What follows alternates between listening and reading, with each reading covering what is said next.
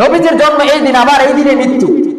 তাই যেমনই আপনার মা বাবা যদি এই দিন জন্ম নেয় আবার এই দিন মারা যায়, আপনার মা বাবার জন্ম নিয়ে আপনি কোনো কথা বলবেন না, জন্ম নিয়ে নাচানাচি করবেন না, বরঞ্চ দোয়া করবেন আল্লাহ কাছে, আল্লাহ আমার মা বাবাকে আপনি মাফ করে দেন। আপনি সেটা করতেন, কিন্তু আপনার এতটুকু আল্লাহ তাআলা জ্ঞান দিয়েছেন, এই জ্ঞানকে আপনি কাজে লাগান নাই। সামান্য একজন ফালতু আলেমদের কথা শুনে, যারা আলেম নামে কলঙ্ক, আলেম নামে জালেম, যারা ভ্রান্ত বাতিল ফেরকা কাদিয়ানী নাস্তিক মুরতাদ, ওই সমস্ত আলেমদের কথা শুনে আজকে আপনারা নবীজির জন্মের সময় আজকে কেক কাটেন। নবীজির এই দিন নবীজির জন্ম মৃত্যু, আপনার নবীজির সিরাত নিয়ে আজকে একটা আলোচনা হচ্ছে, এটাই কি নবীজির সুন্নাহ? নবীজির সুন্নাহ যদি তালাশ করে এটা করবে, আপনি নবীজির জীবন দশা নিয়ে আলোচনা করেন। এই দিন 12 রবিউল আউয়াল কি নবীজির সিরাত সম্পর্কে আলোচনা করেন। আপনি নবীজির জন্ম নিয়ে, আপনার নবীজি মারা গেছে না সে নিয়ে আফসোস করেন, না আমার নবী যদি বাঁচতো আজকে আমরা নবীজির দেখতে পারতাম, আফসোস করেন। আপনি আল্লাহর কাছে দোয়া করেন নবীজির আদর্শ যেন আমরা গ্রহণ করতে পারি, সেই দোয়া করেন। কিন্তু সেই দোয়া করে না। দেখবেন ঢাকার শহরে দেখবেন না ঘোড়ার গাড়ি নিয়ে মিষ্টি, হাজারো বস্তা বস্তা মিষ্টি রাস্তায় কি মেলা মারতেছে, রাস্তায় মেলা মারতেছে। আপনারা তো গ্রামে থাকেন, জানেন না। আবার অনেকে রয়েছে এই দিন হালুয়া রুটি খায়। কি খায়? অনেক জায়গায় দেখতাম ঢাকার শহর গেলে হালুয়া রুটি। কি উদ্দেশ্যে? এই দিন নবীজি কি জন্ম নিচ্ছে। আরে ভাবলে যে হালুয়া রুটি এই দিন কেন্দ্র করে খাবেন, এই দিন হারাম। এই হালুয়া রুটি আপনার ভিতরে যাবে নাকি হারাম? আপনি হালুয়া রুটি খান, কোনো সমস্যা নেই, কিন্তু কোনো দিনটি কেন্দ্র করে খাইলে কি সেটাকে হারাম হয়ে যাবে। আপনি নবীজির জন্ম নিচ্ছে সেটা নিয়ে হালুয়া রুটি খাইতেছেন, রাস্তায় মিষ্টি বিলাইতেছেন, মা বোনেরা কাপড় শাড়ি করে কি নাচানাচি করতেছে, আপনি উলঙ্গ মহিলাদেরকে দেখতেছেন, উলঙ্গ মহিলাদের সাথে ড্যান্স দিতেছেন।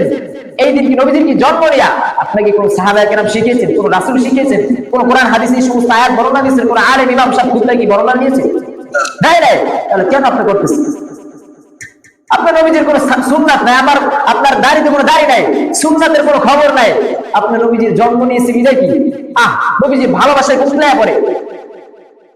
ওই যে ইসকন দেখেন না, মানে সব সময় কি নবীজির ভালোবাসা দেখায়। শিয়ারা নবীজির ভালোবাসা আযানের মধ্যে কি পার্থক্য করে? হাইয়া আলাস সালাম, আমরা কি হাইয়া আলাল ফালাহ কই, তারা কি এমন এমন শব্দ বলে যেগুলো ওই ভাষা পৃথিবীতে আছে কিনা এটাও কি জানেন।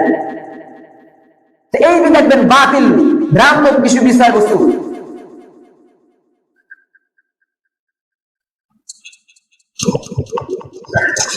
এই যে বাতিল ফেরকা, আপনারা কি জানেন? এটা কি জানা উচিত। আমার মা বোনদেরকে বলবো, এই দিন কোনদিন আপনার জীবন দশায় কোনদিন কি আপনি কেক কাটবেন না।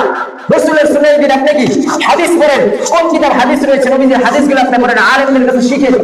এই দিন এবারে মসজিদে কি অনুষ্ঠান দেওয়া উচিত। দেখবেন ঢাকার বড় বড় মসজিদে কি এভাবে অনুষ্ঠান করে, সেটা কি ভালো, সবচেয়ে উত্তম এটাই। নবীজির জীবন নিয়ে আলোচনা করেন, নবীজির জীবন দশায় কি ছিল, এই দিন নবীজি কি করেছেন, নবীজির জীবন দশায় আমাদের উম্মতদের জন্য কত কষ্ট করেছেন, এই দিন কি সেটা ভাবেন। আপনার তা না করে আপনি কি করতেছেন? নবীজির নাম দেওয়া আপনি কাটতেছেন। আরে ভাই, সেই যুদ্ধের ইতিহাসের দিকে মনে পড়ে যায়, যে সময় বলেছিল সাহাবায়ে কেরাম, এই সাহাবীদেরকে বলল কাফেররা এই নামটা কেটে দাও, হযরত মুহাম্মদ সাল্লাল্লাহু আলাইহি ওয়াসাল্লাম এই নামটা কেটে দাও, তাহলে কি ঘটনার দিকে যাব না, তোমরা যুদ্ধ করতে পারবা। হযরত উসমান রাদিয়াল্লাহু তাআলা আনহু, আলী রাদিয়াল্লাহু তাআলা আনহু বলেছেন নবীজির নাম কাটবো আর আমরা হজ করবো, এটা কোনোদিন মানবো না। নবীজি তখন বলতে সাহাবায়ে কেরাম আমার নামটা কেটে দাও, আমি আদেশ দিলাম। তারপরে কি সাহাবায়ে কেরাম কি রাজি হয় নাই? আর সেখানে তুমি যে কি শিরক করতেছো, কি গুনাহ করতেছো তোমার খবরই নেই। নবীজির নাম তুমি সামনে রেখে ছিঁড়ে ফেলতেছো, নবীজির নাম তুমি পা দিতেছো। যে নবীজি আমাদের জন্য এত কষ্ট করেছেন, আজকে এই যে আলেম আমরা তোমাদের মধ্যে বয়ান করতেছি, আলেমরা কি নবীজির ওয়ারিস? আলেমরা কি নবীজির ওয়ারিস? আপনি নবীজির যে সমস্ত কথা আমরা সেটাই বলতেছি। নবীজি আজকে আমাদের কাছে কোরআন হাদিস না পৌঁছাইতেন সাহাবাদের মাধ্যমে, তাবেঈন, বুজুর্গানেদের, উলামায়ে মাশায়েখের ইমামদের মাধ্যমে, মাযহাবের মাধ্যমে যদি আমাদের মাঝে এভাবে না পৌঁছতো আমরা কি জানতাম? জানতাম না। আজকে যেই নবীর মাধ্যমে আজকে আমরা জানলাম, আজকে নবীর সুন্নাত অনুযায়ী আমরা চলি।